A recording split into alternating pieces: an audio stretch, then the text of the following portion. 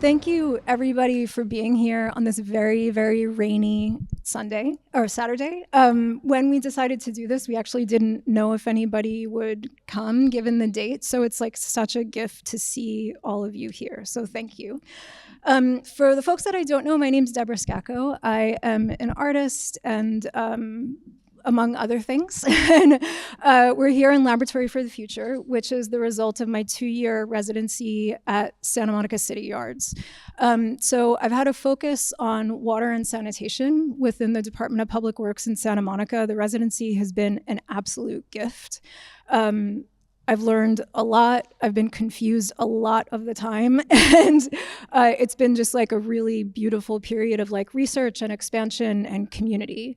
I also have been working with Artist Commit for many years. And so producing a climate impact report, which we'll talk about more in a moment, was always kind of on the cards for this show. So when DeVille Cohen, who is a friend and co-founder of Artist Commit, said he was going to be in town and that there was a new sort of education initiative, we thought it was a great way to start the year, to really think about like how to start the year with intention and reflection, and to think about what a commitment to a sustainable practice looks like. So before I go any further, I would just like to introduce DeVille. So DeVille Cohen is an artist living and working in New York City. His interdisciplinary practice merges sculpture and technology to create kinetic solar sculptures, video installations, and live performances that center physical objects as tools for collaborative processes.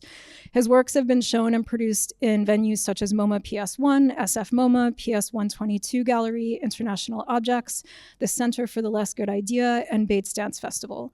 He is a founding member of Artist Commit, an artist-run initiative invested in advocating for a climate-conscious, equitable, and resilient future. DeVille is currently a visiting assistant professor at the Collaborative Arts Department at Tisch School of the Arts at NYU. So I want to first thank DeVille for being here. Thank you for having me. And I think I'd love to start, there's like a couple of components of today, but I'd love if you would just start with a little bit about Artist Commit, how it was founded, and the kind of evolution of the Climate Impact Report. Of course, yeah. Thank you for having me again. Thank you everybody for joining us today. Yes, the story of Artist Commit. So yeah, Artist Commit really started in 2019, 2020, in New York City. The very early meetings that we had was actually organized by A.A. Steiner and Michael Waterberg. We were trying to create a version of Culture Declare Emergency that happened in the UK at the time.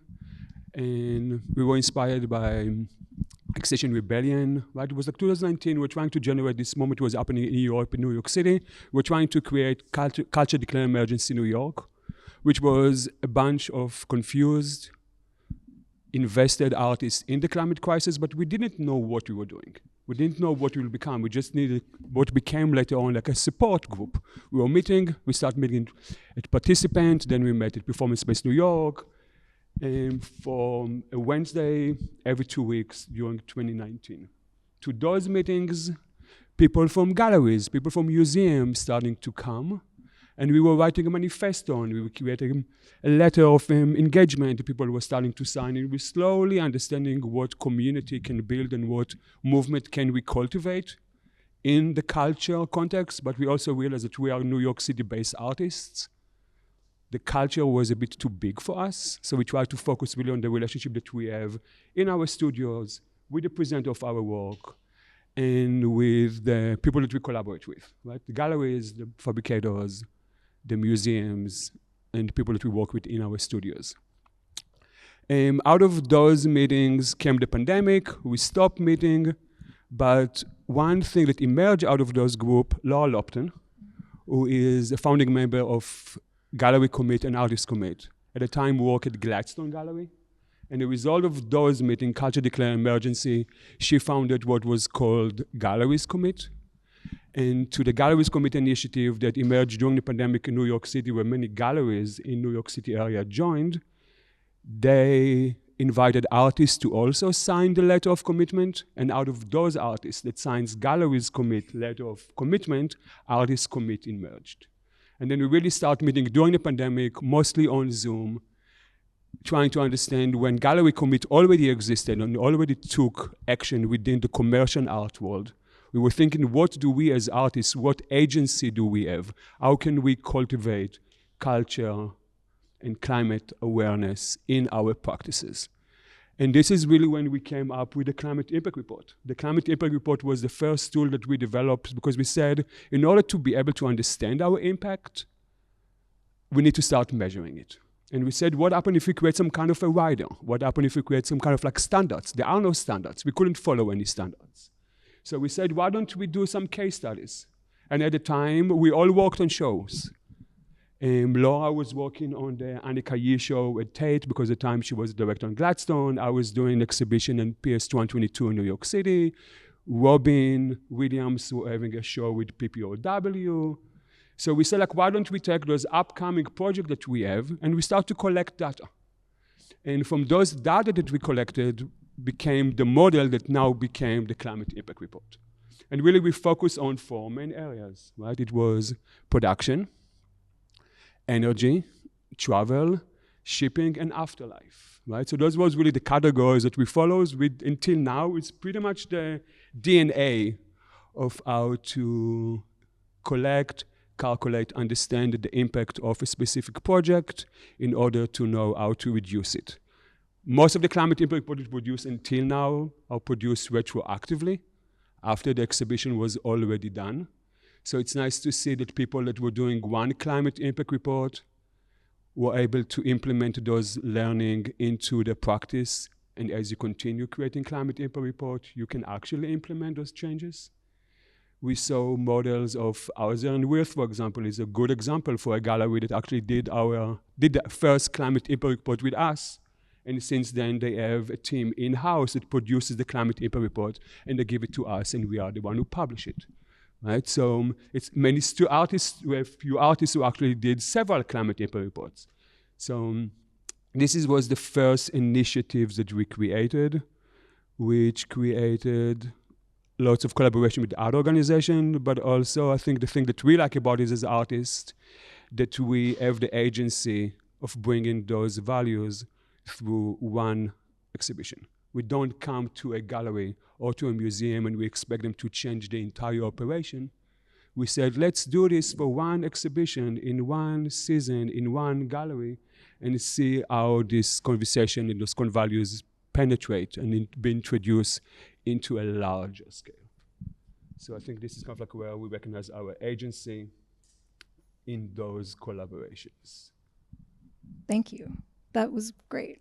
And I would also say, so I think one of the things that for me has been so powerful about working with Artist Commit is, I mean, I've been working in the ecological space for nearly 20 years now, maybe more. It's been a minute.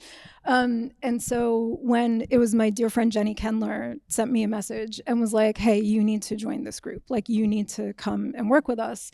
And that was around the same time that PST Art was happening. And so I was lucky enough to co-direct a PST Art exhibition at Cal State Dominguez Hills. And a lot of these projects were about environmental justice, were about social justice, the topic was art and science. So it was like a very natural fit. And so the Artist Commit kind of template made so much sense to say, well, we have this opportunity, right? And Joan Weinstein and the Getty were so open and kind that Laura Lepton, who Deville mentioned, and I ended up co-founding and co-leading the PST Art Climate Impact Program. And so the report for that was just published, and it's over 40 organizations who, as part of PST Art, voluntarily completed climate impact reports. And also, like Marveya, there's some folks in the room who participated as well. And it was extraordinary to see, like, from us to like this whole group of folks in Southern California really actively working towards climate action. So I feel like it's a really exciting way to do things because you're not trying to change the world on a world scale, right? So it's like one project, one show, one instance, but I think the process of creating the climate impact report, it's not just about measuring. I think it's also like understanding what you're measuring and how that continues from that show onward, right? So with that, I think I'd love to just kind of share this project and its associated climate impact report. We do have like a couple of printed copies that we just took for the moment for here, but this is online at Artist Commit, and these are available to look at later. But I mean, I've been doing this for a while, and I've been like working with institutions doing this as well. So I do have like a very acute sense of the impacts of things. And I have to say, like, I learned so much from Laura Lepton, who knows such an extraordinary amount about materials and shipping and like really like the nuts and bolts of making an exhibition. So I'm kind of coming at it from both ways, both like as a co-director of a climate impact program, but also like as an artist who was just making work in my studio, making work in community, and thinking about like how to share this knowledge, right? So I should start by saying it's actually a much longer than 2-year project, but it's like technically a 2-year project. And the climate impact report is just a survey for this exhibition. The project as a whole has had a huge breadth of activity. There's like a lot of social practice work that went into this, and actually these photographs are the sort of core of that, right? Where in 2024, I created a festival called We Are Essential that was specifically it was celebrating essential workers. And as part of that, I commissioned Monica Orozco to take these beautiful portraits of folks at city yards, and I've been getting to know them for about 6 months, and that mostly constituted like pizza parties and tamales parties and like very, very early starts of like bringing donuts and coffee to 6 a.m. meetings and talking about dogs and like just getting to know people as people, right? And understanding that like essential workers are like full human beings with families and interests and talents that go beyond their jobs, and thinking, if my job is to celebrate folks, how do I do that in a way that people want to be celebrated, right? So I think, you know, like representation is really important. So we created this campaign, as I mentioned, shot by Monica Orozco. Over a series of a couple of weeks, we took literally thousands of photographs. And so these are some of the portraits that will go into the City of Santa Monica like library effectively.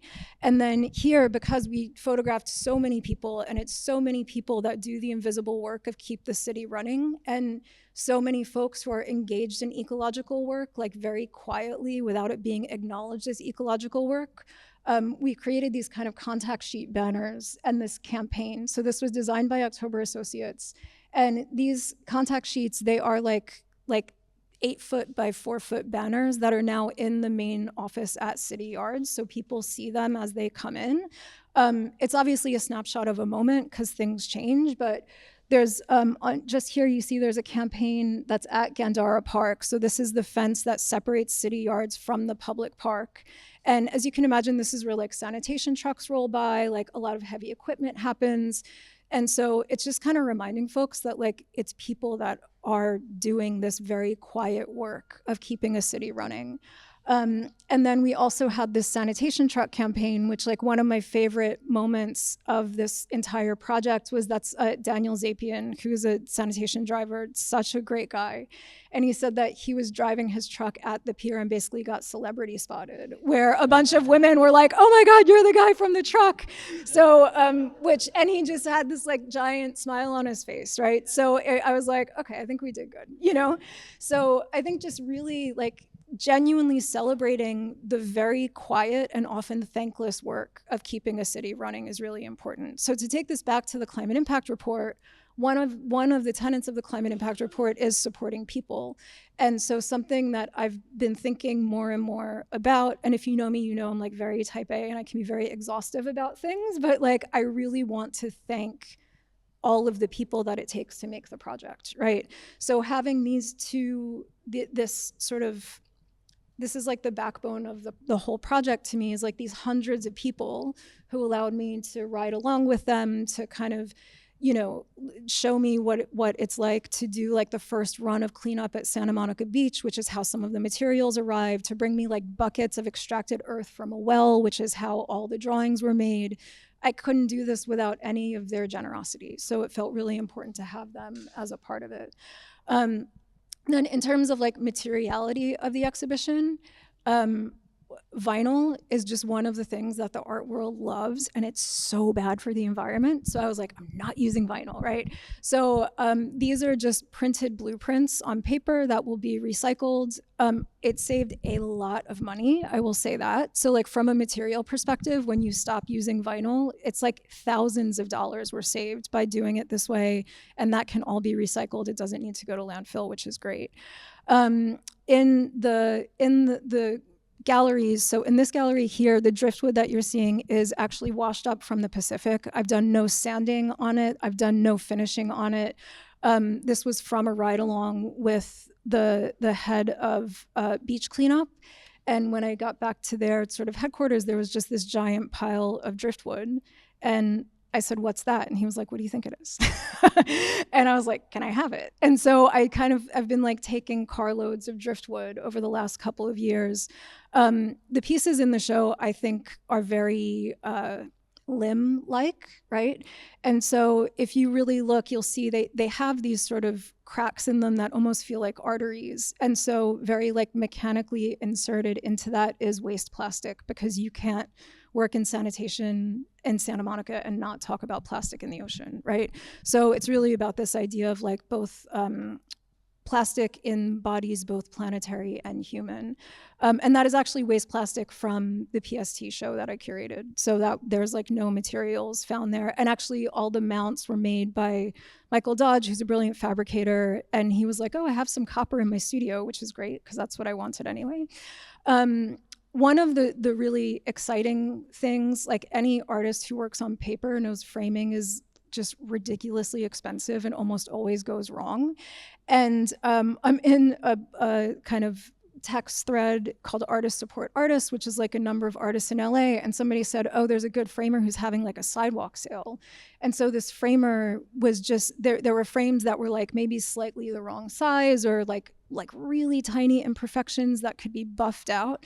So I bought a series of unfinished frames, but like these beautiful walnut frames that otherwise would have gone in the bin. Again, it was like a real cost saving as well. And then worked with assistants who helped build out those frames. So I actually made the work to the frame instead of having it made from virgin material. So that was really exciting as well. A lot of the plinths are reused. So they're plinths that I had made in 2018. I just like really invested in like good quality plinths, and I've been reusing them since 2018. And they have some updates, like the mirror is something that's kind of new as a way to sort of like refresh it and make it more relevant to the work. And then I think the biggest material shift of this project is working with clay, right? So I'm fairly new to working in ceramics. But when I started the residency and knew that I would be working on ideas of like sanitation and water systems, it felt critical that earth was a part of the conversation, right? Because these are all extractive systems that are either contributing human-made waste or extracting from natural systems in order to enable us to live in cities. And I've been working with water systems for 15 years, like with a focus on the Los Angeles River. So this was an exciting opportunity to expand into understanding the water system of Santa Monica and the complexity of that. I still don't understand it. I'm gonna be totally honest, but I'm trying my best. But the ceramic piece in that room is actually, it's like an accurate map of the water system of Santa Monica. And it felt really important that that was made of earth. And if you notice, almost all of the clay pieces they're marbled earth. So I refer to clay as an earth body because that's what it is. And the marbling is really about bringing together these different earth bodies that are connected by water systems and air, right? Like water does not know boundaries. And I mean, to the point of the wooden pieces with the plastic, it's like, plastic is found in bodies of people that have no contact with plastics, right? So we're all connected by these systems. We're all connected by these like atmospheric entities. And so, yeah, so I think the marbling is really important to acknowledge the interconnection, and also just the presence of earth in infrastructural systems is something that I don't see very often and felt really important. And also to really rethink what is a map, like what constitutes a map and what can that look like. And then, Yeah, I think this, and actually I should say this piece behind me I refer to as the spine of the show. The title of this work is N22. And this is, so when I started the residency, some folks from the water division said, oh, we just dug a new well. And we they showed me this little samples of earth separated by feet, because they need to test every so often to obviously make sure that the water is safe, right? So I was like, oh my God, do you have any more of this? And they said, yeah, do you want it? So they handed me these 2 5-gallon buckets of Ziploc bags of earth labeled by the foot.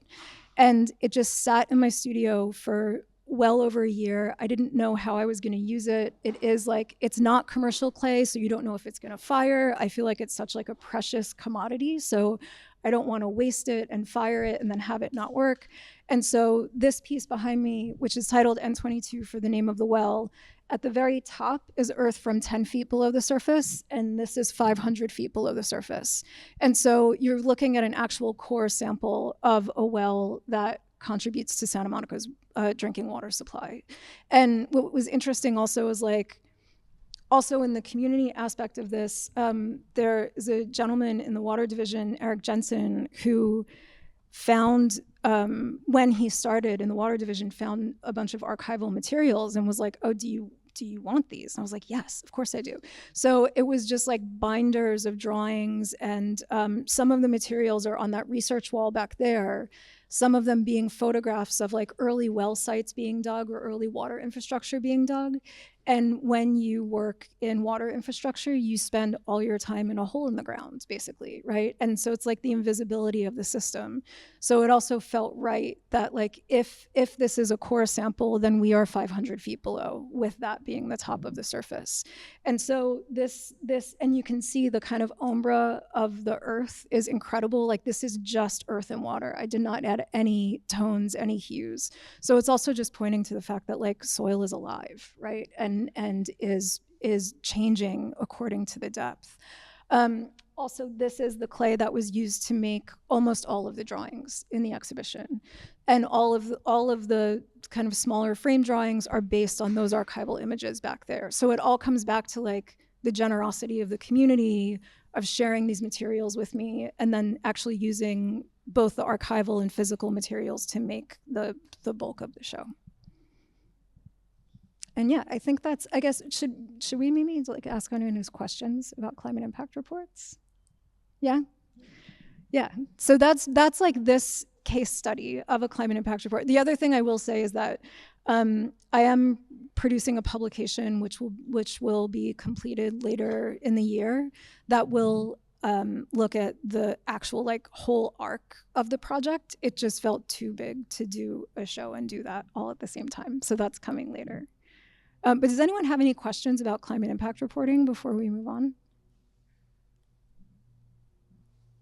No? Yes. So for either of you, how has being a part of Artist Commit and producing climate impact reports changed your practice, but also your personal life in terms of how you operate day to day? I can take it. Yeah, you go first. I mean, very directly. I mean, my first climate impact report that I did was about a video installation, which I did in PS 122.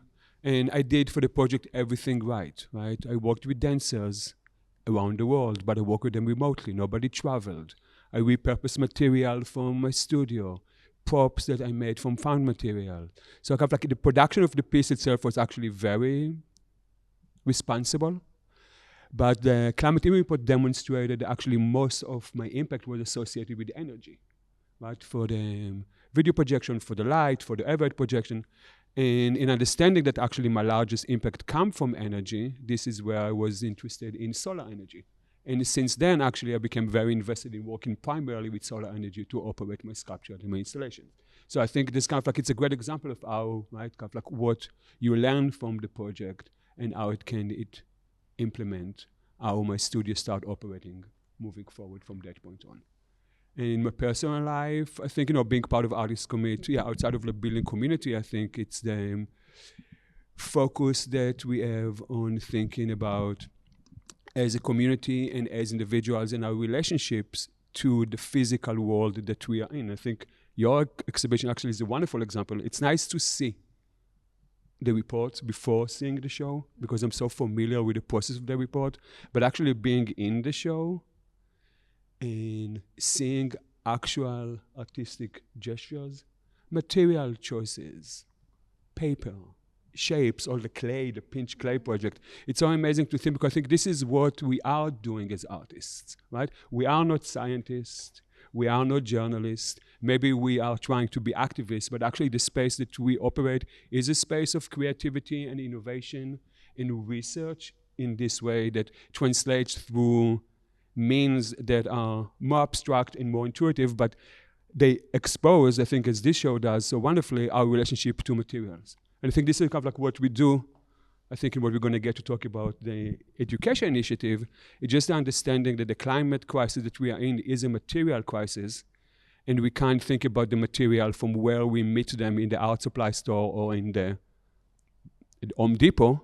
The material doesn't end there, and they don't end when we put them in the dumpster, right? So I think your shows and your material choices amplify this relationship to material from the moment they come to us and our responsibility to them in their full life cycle assessment. So I think this is what I learned, right? To be responsible and embody the mentality of life cycle assessment, understanding that our relationship to material, we are just a chapter, right, in our relationship with the material once they pass through our studio, but we're responsible for them before and afterwards. Yeah, I would love to add to that as well. I think so in 2016, I founded a project called AIR Projects, which was a residency for research-based artists working with the climate crisis. And the residency supported artists in research by connecting them with folks in their field of research and expertise. So that could be environmental justice activists, that could be scientists, that could be, and it was housed at Los Angeles Clean Tech Incubator. So it was like housed in a space of clean technology, right? So, and it was just like a really broad offering for artists who were working with the climate crisis as to like, how do we gain access to the actual knowledge of data, of science, I was really just trying to figure out how to do this, right? And wanted to do this in community with other artists who were thinking about the same challenges that I was. And I directed that for 3 years. I was in the first cohort. It was extraordinary. It was like one of the most amazing aspects. Like I never imagined that I would or could do something like that. And I never could have imagined how much it would shape my practice overall. And when that residency concluded in 2020, mostly because I was just really tired, because I was still like maintaining my own practice. Plus, I'm not a program manager. That's not like my ambition in life. And so it was like a 3-year run. It felt right to kind of close it out at that time. But I was really feeling like I wanted to do something tangible, right? And so that's when Jenny came to me with Artist Commit. That felt so exciting to be like, I don't know what I'm doing, but let's try and figure it out, right? So I think, obviously, like we're here now. We met each other through this. That's how I started working with Laura. That's how we ended up working with the Getty and with the PSC Art Climate Impact Program. So I can say, like, for me, it has had an outsized impact on my life in the most positive way. I think also it's really the whole approach of like practice over perfection is something that I genuinely have to practice, because I don't like being bad at things and I don't like not knowing how to do things, and I don't know how to do any of this, and nobody really does, right? Because like we're all doing it for the first time and we're all trying to get to a place where we are doing the best that we can, and that means that it is a constant process. So I think that's been really helpful as well, to be in community with folks that are like, we're just going to figure it out, right? Like we don't know exactly how to do this, but we're just going to figure it out. And I think seeing that that approach expand through so many colleagues and so many friends as well has been really encouraging. I think also like through this work, finding a community among arts institutions that is non-competitive and actually really based in knowledge sharing has been such an absolute joy. So it kind of, and it keeps expanding. And I think the other thing I will say is like through the PST art project that I co-directed, I ended up teaching with Andrea Stang at Cal State Dominguez Hills, and now that's something that I'm doing more and more of. And through that work and the work of Artist Commit and understanding the life cycle of materials, I'm now building curricula around that. And like I just taught in the ceramics department at Pitzer College. And the first thing that I did was say, like, you don't have to fire everything that you make, right? So like you can learn about clay, you can become a really good sculptor, and you can keep like 3 pieces that you make this semester. And so I was so proud of how little we actually used. And I would always say, like, if you want to fire it, fire it. Like, I'm not saying don't do it, but think about, like, do you actually want this thing that could be with you forever if you choose to steward that object, right? So that was really important in like the students recognizing that it's actually about like learning the material. And I feel like that comes back to Artist Commit and this like material life cycle. And also our sort of semester project was a collaborative project because the whole thing was about interdependence. So it was very led by the students as well, right? And it was looking at clay as a medium of ecological interdependence. And so I said, okay, we're gonna make a sculpture. This can be anywhere on campus. I had them like show me where their favorite spots were. And then we ended up at the student garden. And I said, okay, we have 2 choices. We can either make like a sculpture together, or we can make a project with the student garden. Everybody was like that. So we got to help the garden. Like the things that we fired are now living in the student garden. And it's everything from like pinch pots for a seed library to furniture for chickens, right? Which is maybe the most fun I've ever had. So, and all of that I think is through this practice, right? Of like understanding a material life cycle, understanding that earth is, that clay is extracted earth. It's not just clay, it is earth that comes from the ground and sometimes from 500 feet in the ground. And so now I think being able to share that, not just through my own projects, but with students feels really exciting. And so with that, maybe you could tell us about the educational initiative. Yeah, so the newest initiative in Artist Commit, so Artist Commit is now actually working on 2 things. We are working on taking our climate impact report process, which we were very lucky to be able to mentor many artists and institutions in creating climate impact report. But now we are trying to make it into like an intuitive online platform where people can actually come to the climate impact report and learn about the process just from the process of integrating themselves in the process in the website. So this is one thing we're trying to do. We're trying to make this way more accessible for artists in a way that doesn't involve one-on-one mentoring. The other initiative they're working on is the Artist Commit and education. And I think we all realized very early that the relationship that we have with institutions and museums and galleries is like one part of the art world. We want to deal more with artists and young artists that are actually going to be in the art world in a few years from now, and to reach to younger generations, first of all, but also to understand that we are also in institutions. We are in universities. We are in schools that actually also have impact in their practice. So I think we're trying to think about both the agency that we have in bringing it to the classroom, through conversations, like what you said is wonderful. Like, do you want to burn it before you throw it in the garbage? Or maybe you could just like not burn it because you're going to throw it in the garbage anyway. But if you understand the impact of actually putting it in the kiln, you might consider it differently, right? So I think it started with me and George when I was offered a job in NYU, and I was invited to create a class, which is called now Sustainable Studio Practice, to focus about exactly that, right? Focus on what we learn in Artist Commit and focus on material choices. I work with the students with mycelium, we do bioplastic workshops, but we also create maps, right? And we understand material choices. The student create life cycle assessment for one material they create. Then we talk about biodiversity and how one species might be affected by the life cycle assessment of the material. And we talk about climate justice. We talk about circular economy in opposed to linear economy. So there's a way of actually educating them about specific issues and concern and culture, problems in relation to extractive capitalism and how we operate right now in order to understand the material and the culture that constitute the crisis. So it's not abstract as it was to us when we founded Artists Commit. I mean, it's like we learned so much, like you ask, in being in the room, you know, like CO2, right? What does it even mean? What does it mean, you know, like the question that we ask ourselves to understand how much a ton, right, of CO2 is, you know, like the few moments that you're getting dizzy by understanding what you didn't know, right? We use so much language that we don't understand what it really means.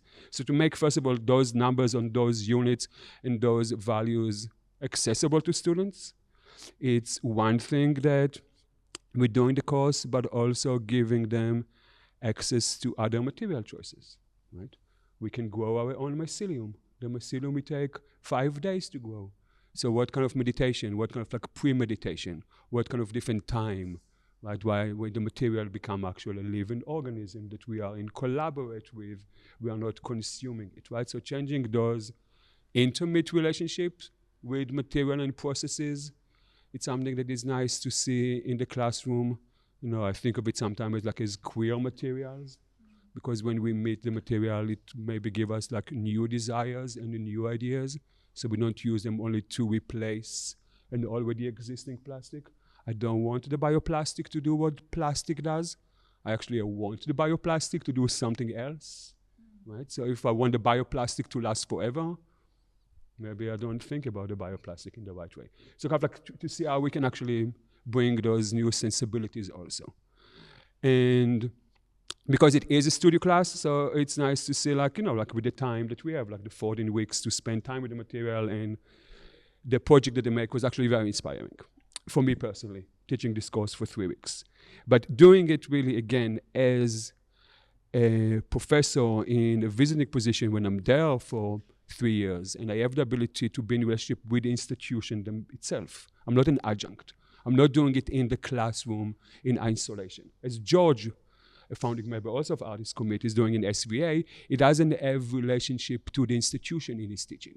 He's doing it specifically in his painting class. He talked to them, to the students, about the difference between acrylic paint and oil paint, and what happened to the paint once it goes in the water system, and the bioplastic, right? So I think it talks to the students about the material choices and the implication, but not in a course that is focused on that, and not in a relationship to the institution where they can actually implement it, right? I have the ability right now to introduce mycelium and bioplastic to our shop, which has become available to students also outside of the classroom.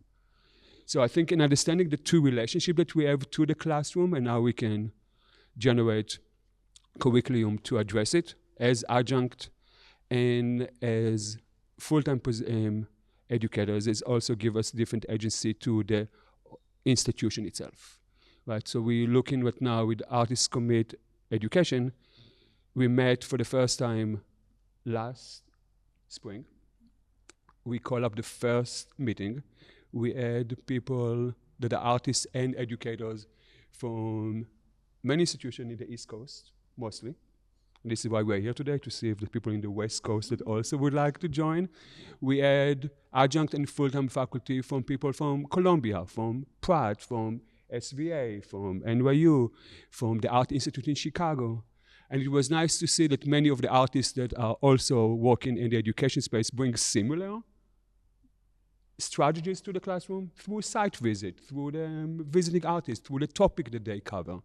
So I think the idea of Artists Commit will be to collect some of those curriculum to create, ideally, like a syllabus, which is open and public, so artists and educators can implement into the organization, into the teaching, or to create a series of models, modulars that people can pick from to bring into the classroom, and also strategies of how to be in relationship with the institution themselves and understanding their impact, right?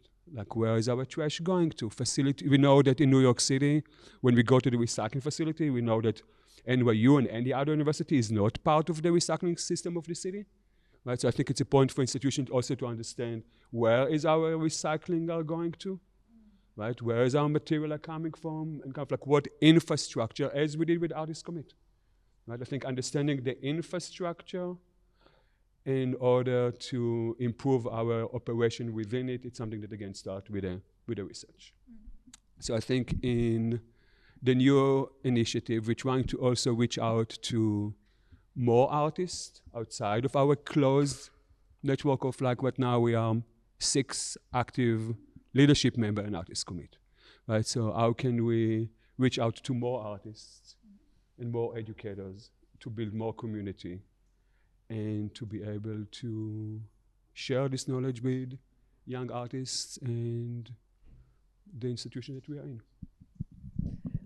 I would also add, I think one of the things that's really exciting about these kind of networks that we found through the PST Art Climate Impact Program is like, it's exciting when people actually just start speaking to each other about their efforts, right? Because if you're doing mycelium and someone at Pratt is doing mycelium, you should be talking to one another, right?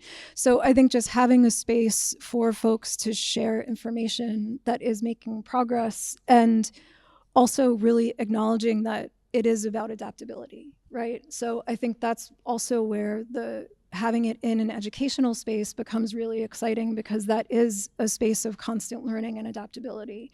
So to have a kind of hub in that space of folks actually talking to each other and also sharing that with their students. And like, I have some dreams of like, I'm not going to put anybody on the spot, but like one of the institutions that participated in PST Art, like I want them to set their students a design challenge, right? To kind of look at some of the pain points that we know we have in Southern California as folks working in culture.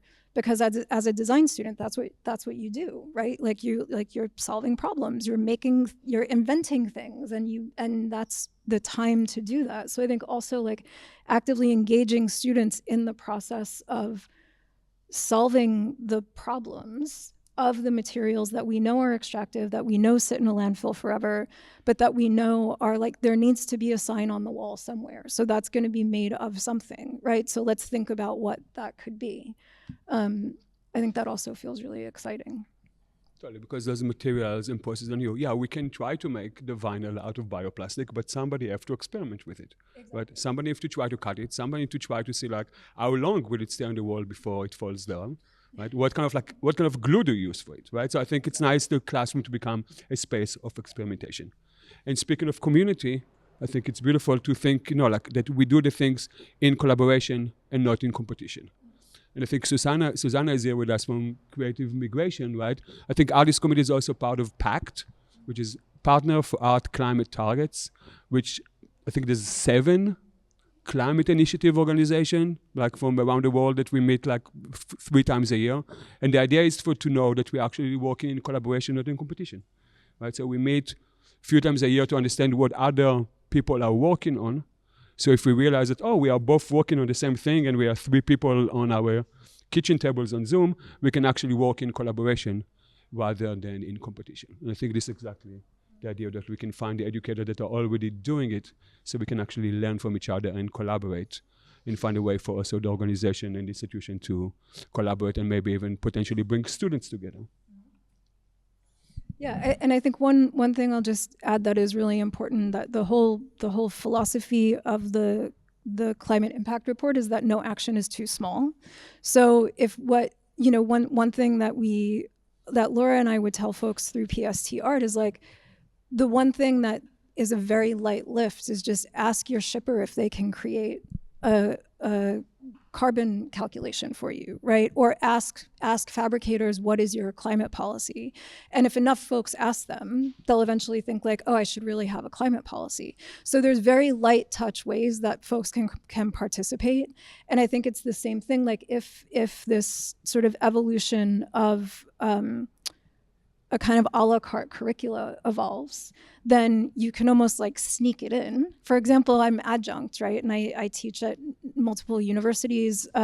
So like I can easily take a section of that into my curricula and implement that with students without it becoming a whole system-wide situation, right? So I think this idea of like, again, practice, not perfection, but also just like do what you can when you can. And I think the most important thing about this process is the way that it, or for me anyway, it's the way it makes me think about things and the way it makes me really question, like, oh, are there materials that I already have that I could be using? Is there something that is non-extractive that could go towards this? And also, like, how can the story of that become more a part of the work itself to encourage that kind of shift in thinking? Yeah, and I think the story of it need to be a story of agency and imagination and creativity, rather than a process of blame and shame and complicity. I think this is why we're trying to bring the energy of, like, no, it's a process of holding each other accountable. And it's a process of doing it in collaboration, because I think there's so much overwhelmness and shame and guilt that people are trying to shake off when we come to address the climate crisis. When they say, yeah, we are complicit, which is fine, right? But how can we actually hold each other accountable and uplift the process and make it fun and sexy and creative? And right, because otherwise, I think we came to this space because we were overwhelmed and we were depressed, right? So I think, how can we shake this off and make this exciting, right? And make it fun. Yeah, I love to share a sort of ethos from one of my climate heroes, Dr. Ayanna Elizabeth Johnson, who anyone who knows me hears me talk about her all the time because I think she's great. But she used to co-host a podcast called How to Save the Planet, right? And in one of them, there was an episode that was basically about your carbon footprint. And it was like BS or no, right? So we should just start with the carbon footprint was invented by an oil company. And we know this, like, to make us feel responsible for systemic challenges, right? So, like, I could be vegan and never be in a car again for the rest of my life, and it's not going to change a thing. Like, that's just a fact, right? But what Ayanna Elizabeth Johnson talks about is this idea of working one ring out. And I think that really resonates with what Artists Commit does and with the work that a lot of us in this room have been doing for a long time, is like, I am one person. I'm not going to save the world. Like, I have a limited capacity and limited agency, but if I just work one ring out from where I am, then the ripples start to happen. And if we all do that, then it works, right? And so then it doesn't matter if you are, a kindergarten teacher or a stay-at-home parent or an executive at Apple, right? Like, if we all do that, then we feel that impact. And it was actually like from that podcast that I was like, oh wait, I'm working on a Getty project. And that's when I was like, hey, maybe we could do this, right? And then the ripple effect happens. So I like to think of it in those terms, because it's that means that we all have agency, which we do. And I think, especially now, it's a very crazy time, but we're starting to see the results of, like, ongoing community work. We're starting to see the results of, like, people showing up and people, like, doing those little actions that maybe at the time feel like they're not enough. And then something changes. And all of a sudden it's like, oh, how did that happen? But actually it's never not been happening. It's just what we see at that moment, right? So with that, does anyone have questions? Yes.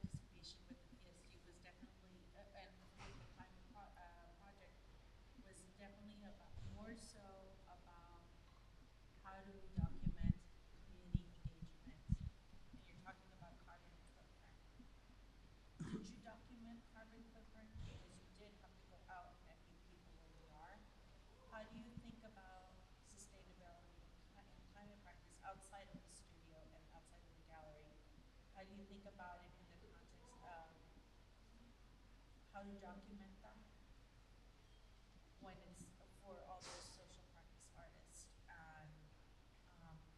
and how to do it in a way that is sustainable, but without ever impacting or compromising the engagement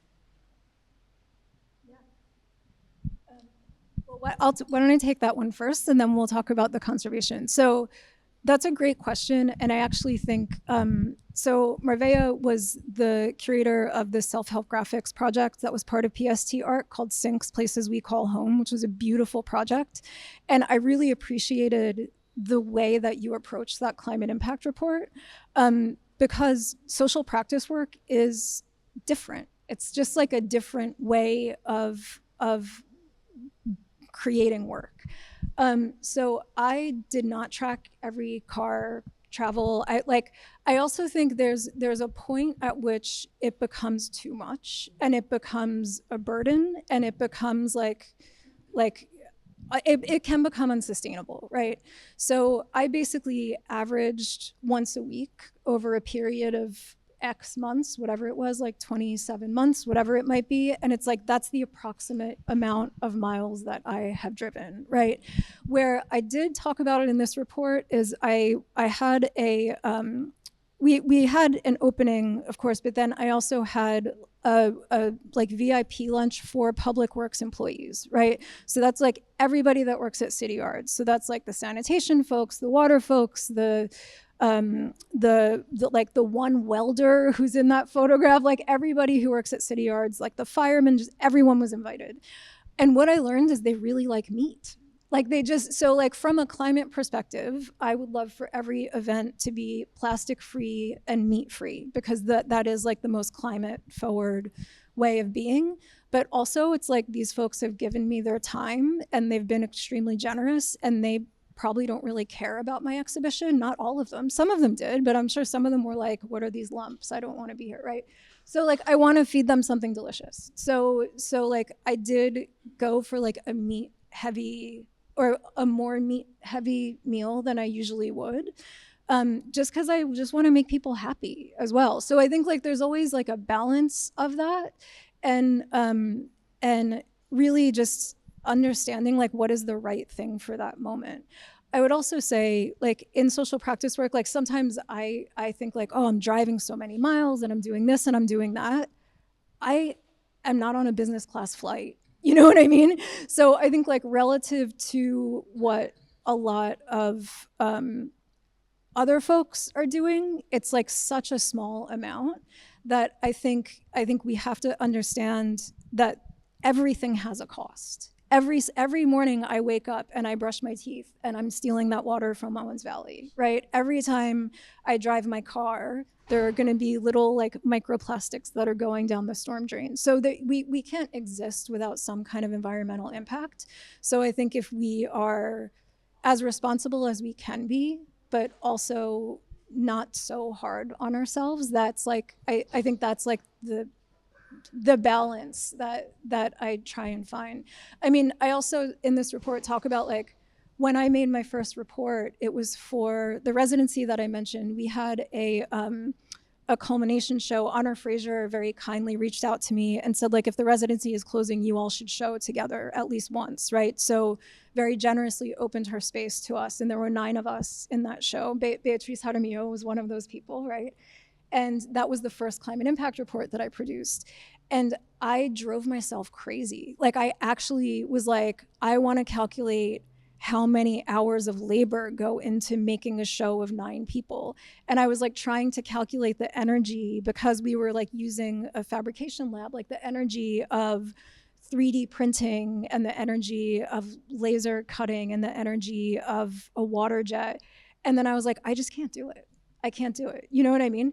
But what does make sense is like, oh, what I can do is if I am laser cutting something smaller, I can make sure to work on the smaller machine, and that's like more efficient. So again, I think to DeVille's point of like, we are artists, we are like makers of culture, so we have to make the things that we make, and I think it's about making the best choices that we can when we make those things, and hopefully the results will outweigh whatever the climate impact of that is. And then, do you want to speak to conservators? Is that something that? Yeah, we could. Yeah.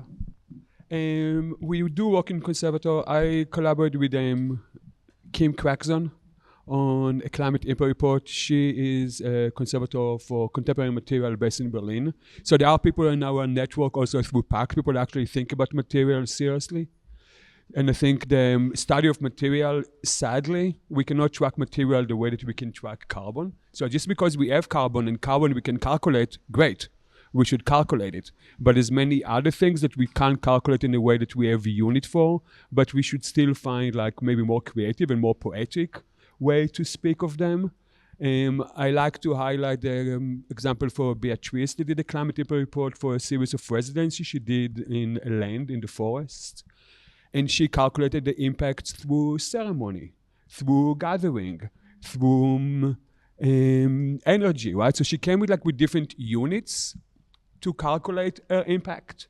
So I think we say in Artist Commit that the spirit, while the climate impact report is a very open format, we talk about energy, shipping, supporting people, but I think the climate impact report should follow the spirit of the project or not the other way around, right? So it has to be a flexible, open guidelines. So if your project doesn't fall into those categories, create your own categories. Find your own way of calculating what the impact is, right? And the impact is not only what the impact of the project is, what is the impact of doing the report on you and on your practice, right? So I think there's different way of if you already think about measuring, we can even be creative in what and how we measure.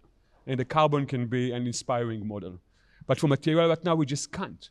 Because I can't just put plywood. Because if I buy my plywood from Home Depot, if I buy my plywood from the hardware store across the street, they have different LCA. Right? We can't track material. The data for calculating and tracking material is just not there yet. Right? So we have to think about exactly ourselves, where is it coming from? Is it repurposed? Is it reused? What is the afterlife of it? Because we are not in a place where we can calculate and provide those information. Well, and I would just add on to that one thing that was great, that Laura and I have really fallen in love with the fact that people send us photos of their empty dumpsters after exhibitions. And the first person that did it was the Huntington. And the Huntington were an extraordinary contributor to the PST Art Climate Impact Program and really made institution-wide changes, which was so exciting, especially because I think a lot of people look at this kind of work and say, oh, well, my institution would never do it. And it's if the Huntington can do it, you can do it. You know what I mean? Just try, And Kristen Anthony sent us a photo of the dumpster, and there was maybe 10% was full, and said that dumpster was always overflowing before then. And then Craft Contemporary now aim to have their exhibition waste fit into a cup. And they keep sending us photos. So it's really exciting to see. It's a competition of a different kind, to see who can have the least waste, which is amazing. But also our colleagues from Art Center, Christina Valentine, sent Andrea a message saying, oh, look, because we use this sort of skeleton plinth system in our show to reduce materials. And so Art Center were oh, look, we made skeleton plinths out of 2x4s that we took off of our walls, right? So I think there's also I think tracking is so important, but it's also just when people get excited and are look, I tried this and it worked. And you just get random text messages and emails. And that's really exciting to know that we're trying. That's the best that we can do, right? Is we're trying. And so I think to have this broader community of folks all over the world doing this, it's even if we don't have it in a report, we know that we're trying and it's making a difference. Other questions? Yes.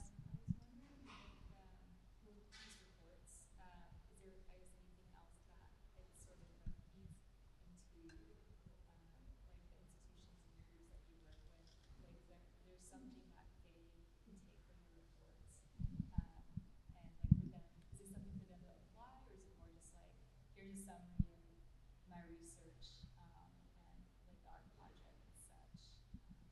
Sure. I'm just going to repeat the question because it's really echoey. So the question, and correct me if I'm wrong, just if there's something else for institutions to actually take from the reports. Yeah.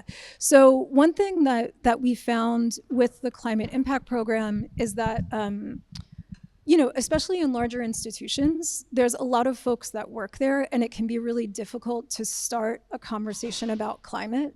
And so I think the climate impact reports, like as we were working with folks, we always said, like, what do you imagine this can do for you, and how can we help you achieve that, right? So we really tried to work with folks so that they can use it as a tool for communicating how to implement change in their institution. The other thing, and this is something that I experienced at Cal State Dominguez Hills, was we actually had people, a couple of folks who came to see the show said, like, oh, this is all great, but what are you actually doing?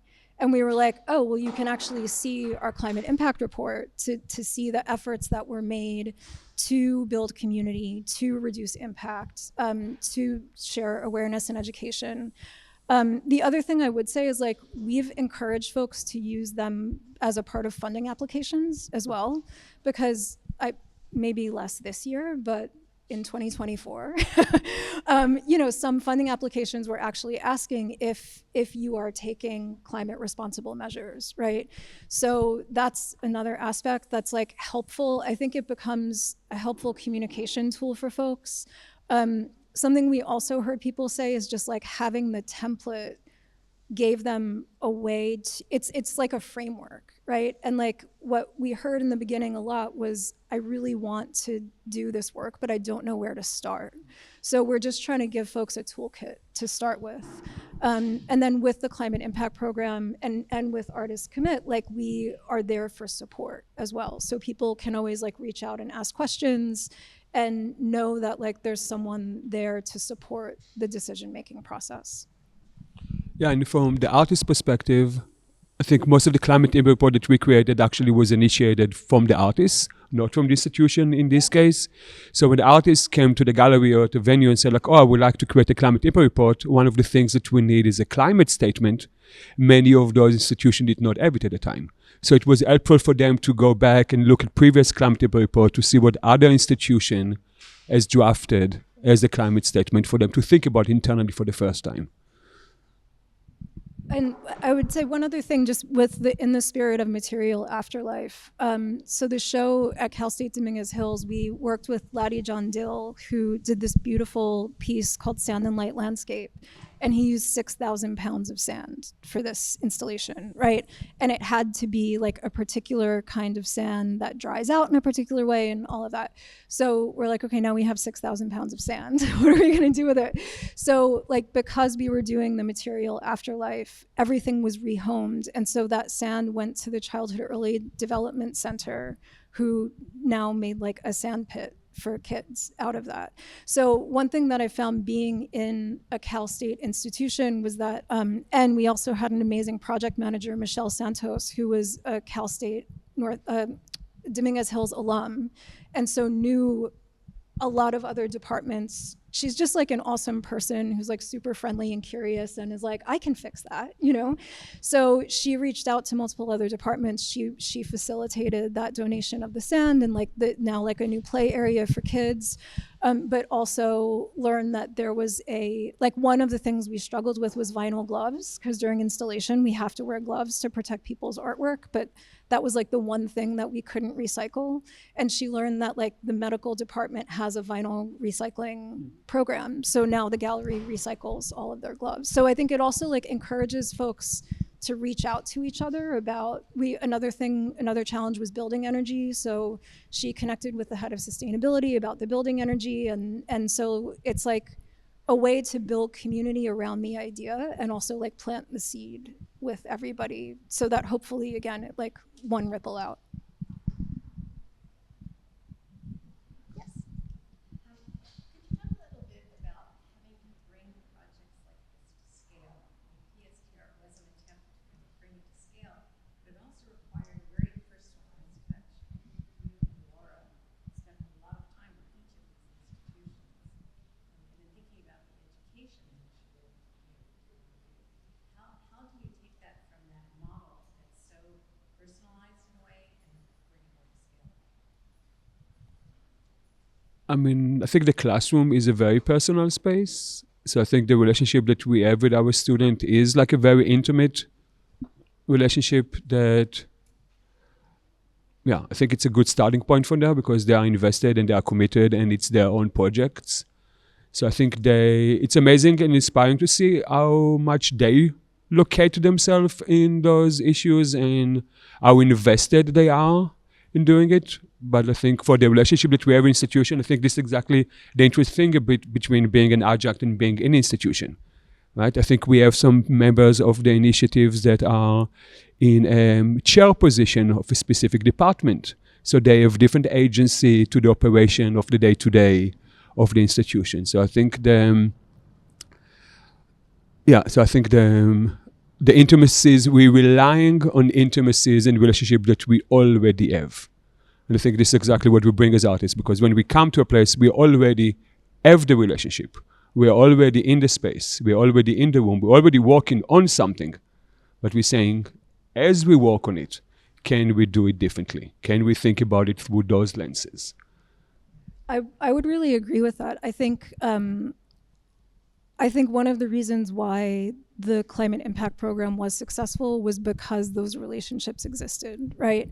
And so it was like Laura and I had already been working together for years. I've been an artist in LA for almost 15 years, so I've been around, so I know a lot of people. And so I think, and also through running the residency as well, like there's a very large group of artists who I have worked with both through my own practice, through the residency, and through curating. So there was already an element of trust that existed in that, like, it doesn't feel like a top-down thing in that way. I think the other thing that we haven't mentioned, which is really important, is that Artists Commit is a volunteer organization, right? So this really is just like concerned people trying to make a difference. And so I think that also matters. I think knowing that this comes from a place of care and from a place of community makes a real difference. And I think the successes of the Climate Impact Program were like really it's just time. It's like hours and hours and hours, right? And I think that is just how work like this happens. It's like how the work of community happens is by being present, right? And I think this really is work of community, especially as we're asking folks to move to a model of collaboration in an industry that is not known for that, right? Like it's not, you know, we're competing for the same grants. Artists are competing for the same spots, and there's only so many spots in whatever show and at whatever roster. And so I think having that trust and that intimacy is really important. I think also we're asking people to be vulnerable in the process. And if you don't trust somebody, you just won't do that, right? So I think with students, it's different because like students are there to like, they're there to experiment and to try things and to learn, right? But like as professionals, there's a certain expectation that we have to let down a little bit to be able to say, we don't know how to do this perfectly, but we're gonna try and we're gonna figure it out. My hope is that there's some democracy in that. Like there's some democracy in saying like, this is the first time that we have been in this climate emergency, in this culture sector. And so we have to learn to figure it out together. And I actually think that scale comes from individuals who have been doing the work, have large networks, right? And I think that's kind of how it scales, but it really is one person at a time as far as, or that's my experience of it anyway. Yeah, and I think we saw it also because we are a volunteer-based organization. When we did receive a grant from the Tigger Foundation 2 years ago, we said that we want to use the money in order to mentor artist institution in creating the reports. So when people reached to us to do a report, we gave a symbolic fee for both the artists and somebody in the organization who is doing it to make sure that the time that they're putting it is respected, is reflected also in the pay. And the first meeting was sitting with people and understanding what the process is, understanding what their concerns are, what are they bringing to the table. So it is a process that started with lots of question, and creating understanding of the process itself and what it entails and what their desired outcome of it will be. But it was a place from exactly carving the space and making the space something that is reflected, respected, and accounted for.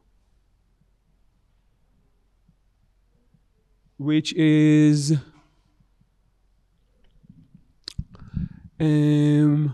always wonderful to see that people actually, again, show up, right? It's a process of showing up. And I think creating the platform for people to do show up and to say, oh, it's already happened before, here's a model, we can also do it. It's a process of invitation and yeah. I do think it's definitely much easier now that we, it's not like the first 5 reports anymore. Yeah, we have 40 on our website. There's more people who have participated, more people who have felt the benefit of the work,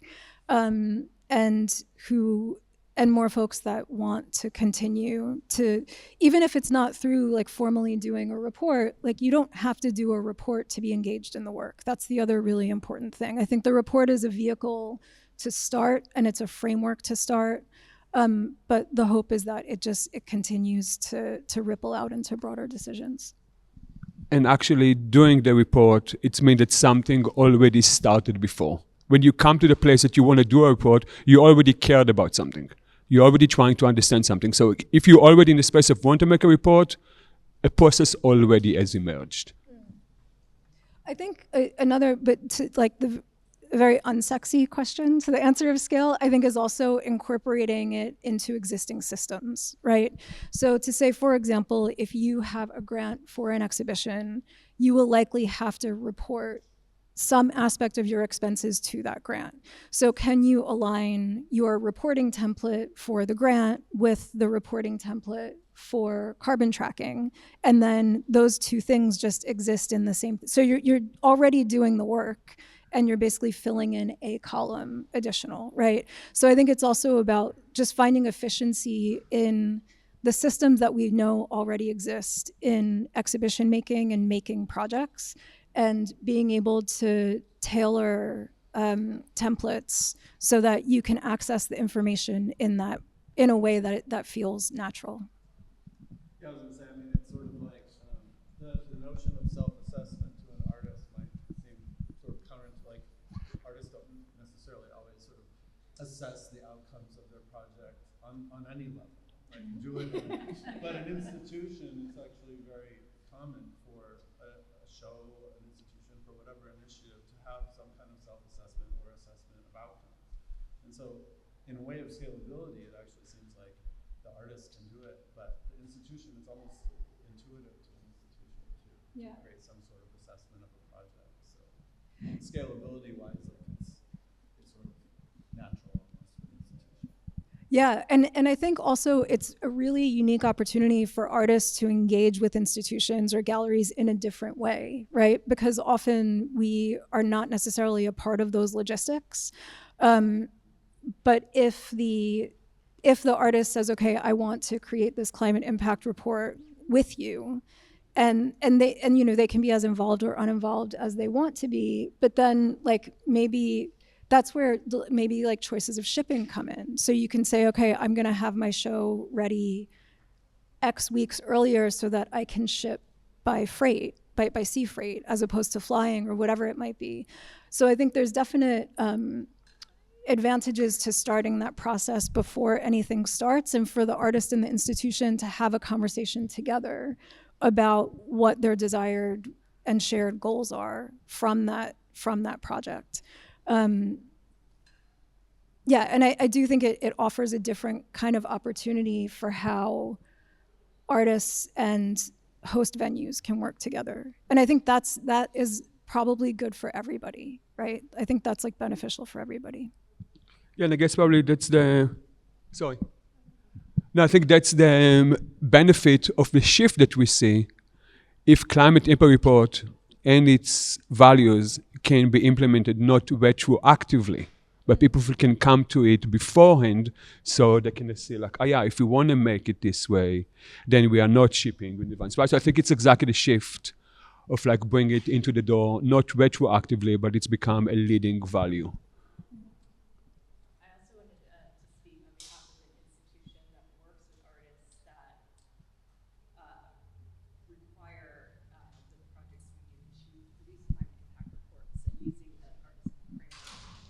I always try and outline to artists that this is actual quantitative data that funders like, because it's usually very qualitative. You know, you can have testimonials, you can write down like what has happened, but this is actual numbers, and you have reports and graphs, and they like that. And with funding that we receive, I always allot $500 USD to produce a climate impact report at minimum, and funders are always fine with giving that line item. They have no problem.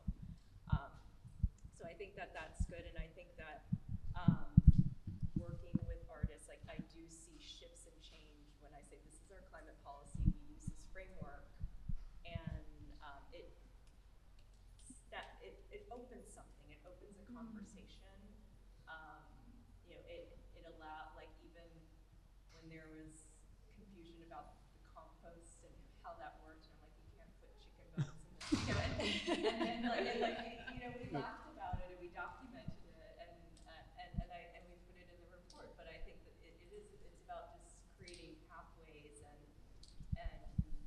also seeing other ways of being, and how and hopefully they take that back with them into their practice, and then it can start proliferating into different geographic areas of the world too.